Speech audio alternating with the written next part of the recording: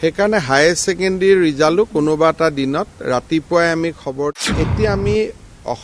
matric আৰু higher secondary পৰীক্ষাৰ আগতে আমি ল'ৰা ছোৱালীক জনাব খোজা নাই কাৰণ ল'ৰা ছোৱালীয়ে গোটেই দিনে ৰাতিয়ে টেনশ্যনত থাকে আৰু এইটো ল'ৰা ছোৱালীৰ স্বাস্থ্যৰ কাৰণে ভাল নহয় সেইকাৰণে হায়াৰ ছেকেণ্ডেৰী ৰিজাল্টো কোনোবা এটা দিনত ৰাতিপুৱাই আমি খবৰ দিম আৰু মোবাইলতে ৰিজাল্ট থাকিব গতিকে স্কুলত আহিবও নালাগে মোবাইল এপতে ৰিজাল্ট চাব পাৰিব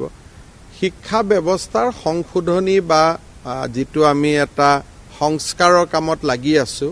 সেই সংস্কাৰৰে ই এক উদ্দেশ্য আৰু মেট্ৰিক আৰু হায়াৰ ছেকেণ্ডেৰী ৰিজাল্ট লৈ ইমান হাইপ হোৱাটো ভাল নহয় কাৰণ যিসকলে কিবা কাৰণত বেয়া ফলাফল কৰে তেওঁলোকে সমাজত কেইটামান দিন থাকিব নোৱাৰা হৈ যায় সেইকাৰণে ৰিজাল্টটো লৈ যাতে বহুত হাইপ নহয় আৰু ই এটা চিৰচৰিত পৰম্পৰা হয় যাতে পৰীক্ষা দিছো ৰিজাল্ট দিছে ইমানেই নহলে ই ষ্টেণ্ড কৰিছে ই ফাৰ্ষ্ট ডিভিজন পাইছে যিমানটো আমি হুলস্থুল কৰো থাৰ্ড ডিভিজন পোৱা ল'ৰাকেইটাই নিজকে একেবাৰে সমাজত বাস কৰাৰ অনুপযোগী বুলি ভাবিব আৰম্ভ কৰে সেইকাৰণে এইবিলাক আমাৰ পৰীক্ষা সংস্কাৰ বা শিক্ষা সংস্কাৰৰে এটা সিদ্ধান্ত